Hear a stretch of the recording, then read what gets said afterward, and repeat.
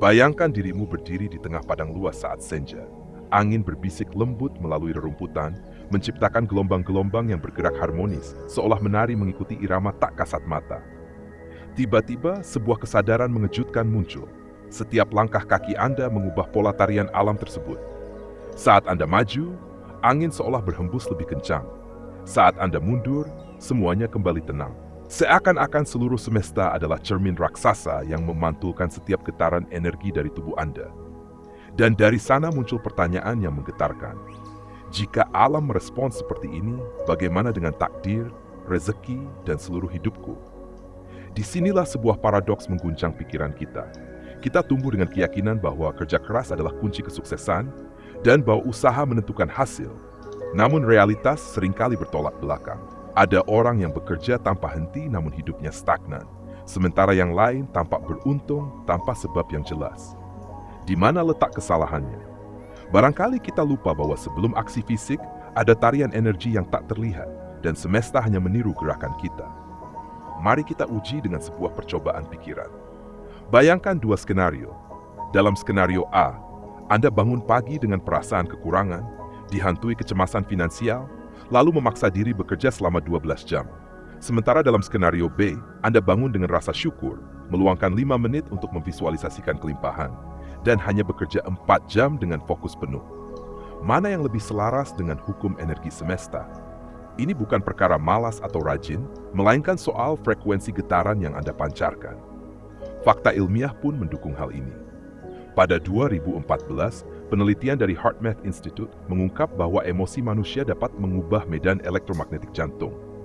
Medan ini bisa terdeteksi hingga radius 3 meter, dan efeknya bisa bertahan hingga 6 jam setelah emosi tersebut berlalu.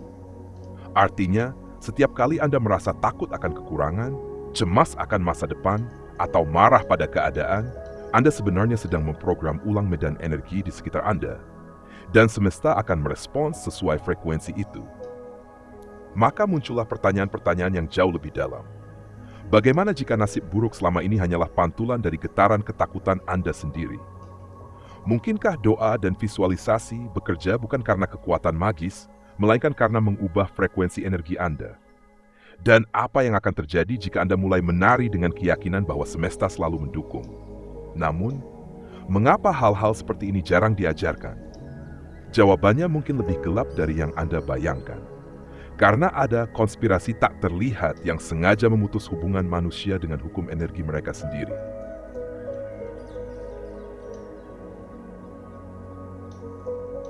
Konspirasi tak kasat mata yang memutus hubunganmu dengan sumber kelimpahan. Di abad pertengahan, para alkemis berusaha mengubah timah menjadi emas. Namun ada rahasia besar yang sengaja disembunyikan. Transmutasi sejati bukan tentang logam, melainkan tentang kesadaran manusia. Dan inilah pelajaran paling penting yang tak pernah diajarkan padamu. Pertama, ada kutukan materialisme Newtonian. Isaac Newton memang memberi kita pandangan dunia yang terprediksi dan sistematis, tapi bersamaan dengan itu, ia juga memperkenalkan cara pandang mekanistik, bahwa semesta adalah mesin raksasa dan realitas hanyalah apa yang bisa diukur. Akibatnya, kita diajari mempercayai bahwa jika sesuatu tidak terlihat, maka itu tidak nyata. Padahal fisika kuantum justru menunjukkan bahwa yang tak terlihatlah yang mengendalikan segala hal yang terlihat. Kedua, ada trauma sejarah yang terwariskan. Viktor Frankl pernah mencatat bahwa para tahanan yang kehilangan makna adalah yang pertama mati di kamp konsentrasi. Namun, jauh sebelum dan setelah itu, kita menyerap trauma kolektif dari generasi ke generasi. Generasi yang hidup di tengah perang dan kelaparan. Leluhur yang percaya bahwa menjadi kaya adalah berbahaya, dan ketakutan terhadap kekurangan yang tertanam dalam DNA kita. Penelitian epigenetik bahkan menunjukkan bahwa trauma finansial dapat diwariskan hingga 3 generasi melalui saklar genetik. Ketiga, agama yang telah dipelintir. Kitab suci manapun tidak pernah mengutuk kekayaan, yang dikecam adalah kecintaan buta pada materi dan ketamakan yang menghancurkan. Namun dalam praktiknya, penyimpangan muncul di mana-mana. Keyakinan bahwa orang miskin lebih suci, atau bahwa uang adalah akar dari segala kejahatan yang sebenarnya adalah kutipan yang salah. Padahal, tokoh spiritual seperti Rumi pernah berkata, jadilah seperti sungai yang memberi, tapi tak pernah kekurangan. Keempat, sistem pendidikan telah membunuh keajaiban. Sekolah mengajarkan bahwa dunia terpisah dari diri kita, bahwa kesuksesan datang dari mengikuti aturan, dan bahwa keajaiban adalah sesuatu yang tidak ilmiah. Padahal Albert Einstein sendiri pernah berkata bahwa seseorang hanya punya dua pilihan, melihat keajaiban dalam segala hal atau tidak melihatnya sama sekali. Kelima, ada ilusi kontrol yang berbahaya. Carl Jung memperingatkan bahwa apa yang kita tolak akan mengendalikan kita. Dengan menolak hukum energi dan keberadaan keterhubungan dengan semesta, kita justru menjadi budak dari ketidaktahuan, menjadi kaku seperti mesin, dan kehilangan kemampuan untuk menari secara alami dengan irama semesta. Namun, konsekuensi dari semua ini jauh lebih mengerikan dari yang kita bayangkan. Ini bukan hanya tentang kondisi rekening bank, melainkan tentang pembunuhan massal terhadap potensi ilahiyah kita sendiri.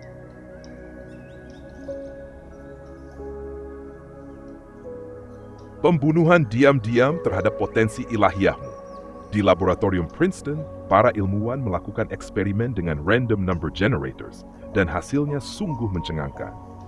Mereka menemukan bahwa peristiwa global yang mengguncang emosi kolektif, seperti tragedi 9/11 atau pemilihan presiden, secara misterius mampu mengubah pola angka acak tersebut sebelum peristiwa itu terjadi.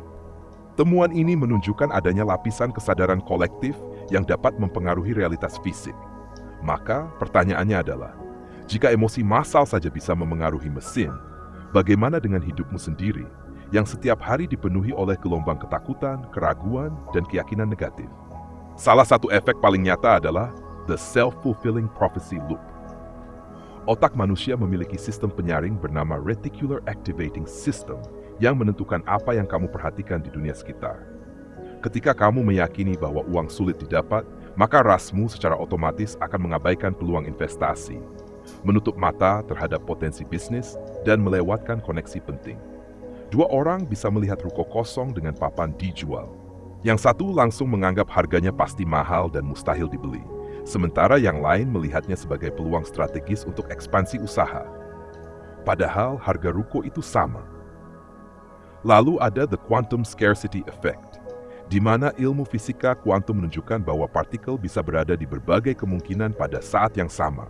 Namun pengamatan manusia memaksa partikel itu memilih satu kenyataan. Ini mirip dengan bagaimana pikiranmu bekerja. Ketika kamu terus berfokus pada "aku tidak punya cukup", "ini terlalu mahal", atau "aku tidak layak", kamu sedang memaksa semesta untuk memilih realitas kekurangan untukmu. Tak hanya itu, ada juga the generational energy debt, yaitu hutang energi turun-temurun. Penelitian epigenetik membuktikan bahwa trauma finansial dari leluhur dapat tertanam dalam DNA.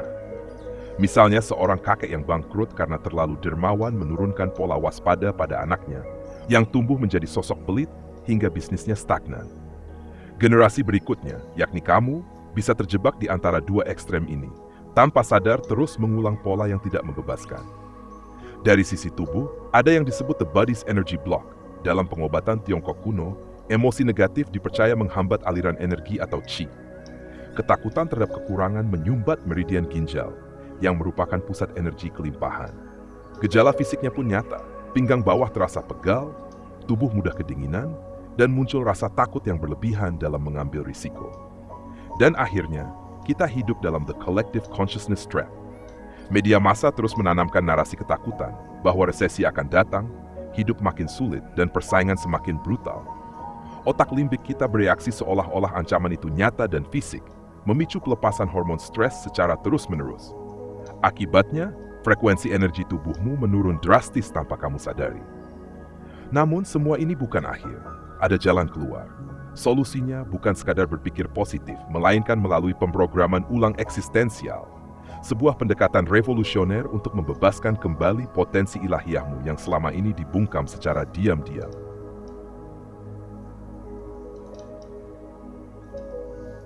Pemrograman ulang eksistensial menjadi konduktor energi semesta.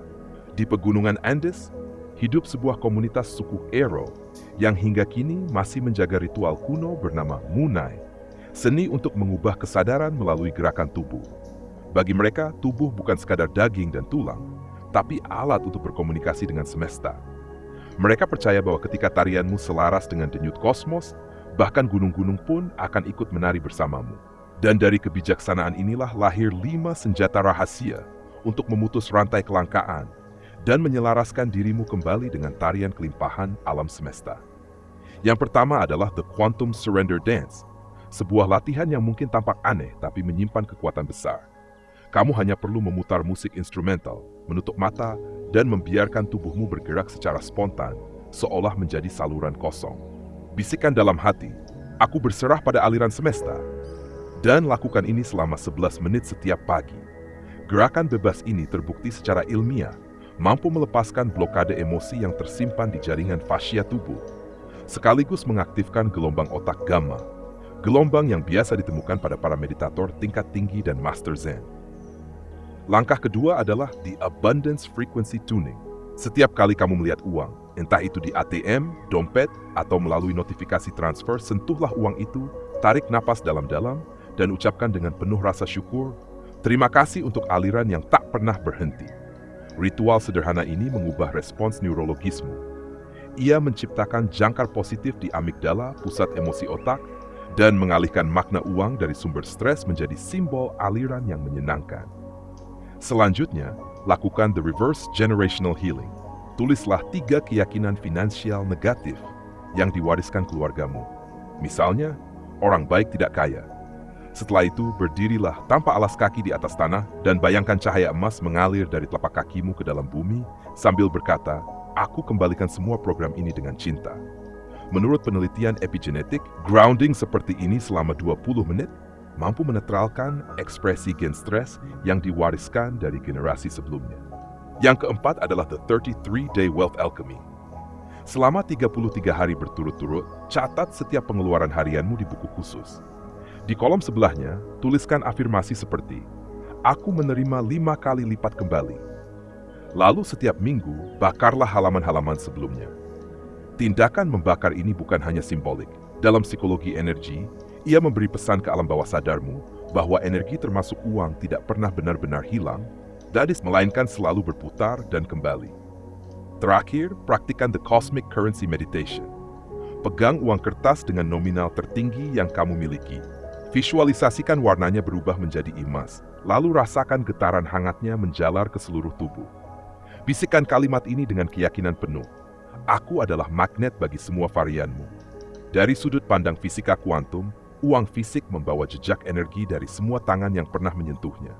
Meditasi ini membantu membersihkan frekuensi tersebut dan mengisi ulangnya dengan niat positifmu sendiri. Namun, semua teknik ini sebenarnya hanyalah pemanasan. Mereka bukan tujuan akhir, melainkan jembatan menuju pencerahan terdalam. Pada akhirnya, kamu akan sampai pada satu kesadaran yang mengguncang jiwa. Aku tidak pernah harus mendapatkan apapun, karena semua sudah ada dalam diriku sejak awal.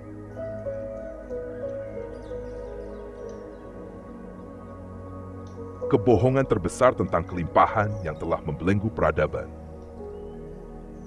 Di kuil Delphi, Yunani kuno, tertulis sebuah prasasti kuno yang sering disalahpahami.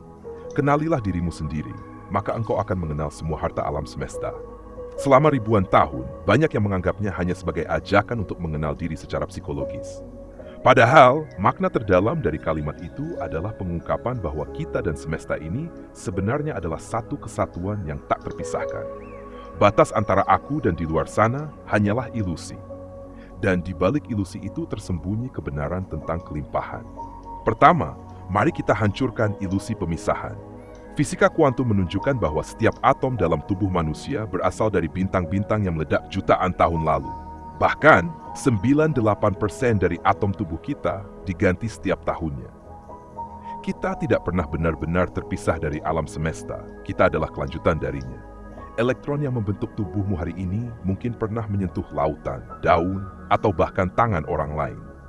Dalam realitas yang lebih dalam, uang yang kamu kejar selama ini hanyalah bagian dari dirimu sendiri, energi yang menari dalam bentuk berbeda. Kemudian muncul paradoks kelimpahan kuantum.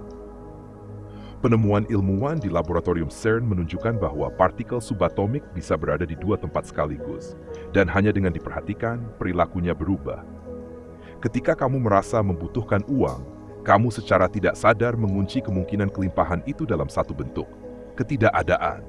Tapi ketika kamu benar-benar merasa sudah kaya, kamu membiarkan semesta menjelma dalam segala bentuknya. termasuk uang di dompetmu. Lalu ada rahasia mata uang ilahi, bahwa uang bukan hanya kertas atau logam, melainkan simbol dari energi kreatif universal yang bergerak melalui 3 lapisan, fisik, mental, dan spiritual.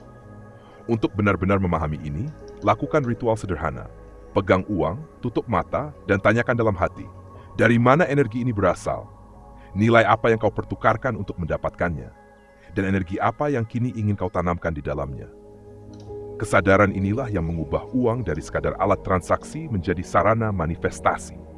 Sebagai pengingat yang menggetarkan kesadaran, ucapkan doa ini menghadap timur. Semesta yang murah hati, aku sadar kini. Kelimpahan bukan sesuatu yang kudapat, melainkan sesuatu yang kusadari. Aku bukan pencari. Aku adalah tempat tujuan bagi semua berkat yang sejak semula telah mencariku. Doa ini bukan hanya kata-kata, tapi pemicu transformasi. Dalam 24 jam, perhatikan munculnya kebetulan kecil. Dalam 7 hari, ide baru mulai berdatangan.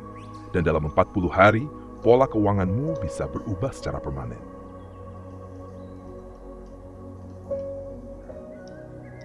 Epilog kosmik ketika kamu menjadi tarian itu sendiri. Bayangkan esok pagi saat kamu terbangun, tidak ada yang secara fisik berubah. Namun seluruh realitas terasa berbeda. Uang di dompetmu masih sama, angka di rekening tetap seperti kemarin. Tapi kini kamu memandangnya dengan kesadaran baru. Uang bukan lagi benda mati, melainkan energi hidup yang sedang menceritakan kisah hubunganmu dengan semesta. Inilah titik ketika kamu tak lagi mengejar kelimpahan, karena kamu menyadari bahwa kamu adalah kelimpahan itu sendiri. Tanda pertama bahwa kamu telah mencapai pencerahan finansial sejati adalah ketika uang mulai berbicara dalam bahasa getaran. Setiap transaksi bukan lagi rutinitas, tapi menjadi momen meditasi. Apa frekuensi yang kubawa saat memberi atau menerima ini? Bahkan tagihan pun tak lagi tampak sebagai beban, melainkan surat cinta dari semesta yang lembut bertanya, di mana kesadaranmu bisa bertumbuh? Kedua, kamu mulai merasakan bahwa waktu itu melingkar, seperti mata uang. Setiap rupiah yang keluar terasa seperti menanam benih, dan setiap pemasukan menjadi hasil panen dari masa lalu. Dalam aliran memberi dan menerima ini, kamu mulai merasakan ritme nafas kosmik. Hidup itu bukan linier, tapi spiral kelimpahan yang terus berputar. Tanda ketiga, kamu menyadari bahwa kekayaan bukan lagi tujuan, tapi efek samping. Ia hadir sebagai aroma alami dari kreativitas yang mengalir, dari pelayanan yang tulus, dan dari keberanian untuk menjadi dirimu yang otentik. Lihatlah para inovator besar seperti Nikola Tesla, Steve Jobs, atau bahkan Rumi. Mereka tak pernah mengejar uang, namun uang mengejar mereka sebagai bayangan dari cahaya kesadaran mereka. Keempat, kamu memegang 2 kebenaran secara bersamaan. Di satu sisi, saya bertanggung jawab penuh atas keuangan saya. Di sisi lain, tidak ada yang perlu saya kendalikan. Inilah paradoks suci yang membebaskanmu dari ketakutan seorang under-earner dan juga dari keserakahan seorang overachiever. Kamu tidak lagi dikendalikan oleh uang, karena kamu sudah berdamai dengannya. Dan kelima, kamu menemukan sebuah bank yang tak bisa dijarah waktu, bank abadi. Di dalamnya, kamu menabung dengan syukur dan tindakan berani. Bunga yang kamu terima adalah kebetulan-kebetulan yang mustahil dijelaskan logika. Dan saldomu tak terbatas. Karena semesta tidak pernah kekurangan, ia hanya menunggu kesadaranmu untuk terbuka. Sebagai hadiah perpisahan, sebelum tidur malam ini, letakkan tangan kiri di atas jantung dan tangan kanan di atas dompet. Tarik napas dalam sebanyak 3 kali, lalu bisikkan dengan tulus. Terima kasih untuk semua yang datang, semua yang pergi, dan semua yang sedang dalam perjalanan. Aku adalah gerbangnya. Dan inilah rahasia terakhir. Tidak ada lagi selanjutnya. Kamu tidak perlu melangkah kemana-mana, karena kamu sudah sampai. Sekarang pergilah, dan hiduplah seperti seseorang yang baru saja mengingat kembali bagaimana mukjizat itu bekerja. Terima kasih sudah menonton sampai akhir. Jika video ini bermanfaat, bagikan kepada orang-orang terdekat, dan jangan lupa subscribe untuk mendukung channel ini. Tinggalkan juga komentar atau pemikiran Anda di bawah. Saya selalu senang membacanya. Semoga hari Anda dipenuhi kebahagiaan dan energi positif. Sampai jumpa di video berikutnya.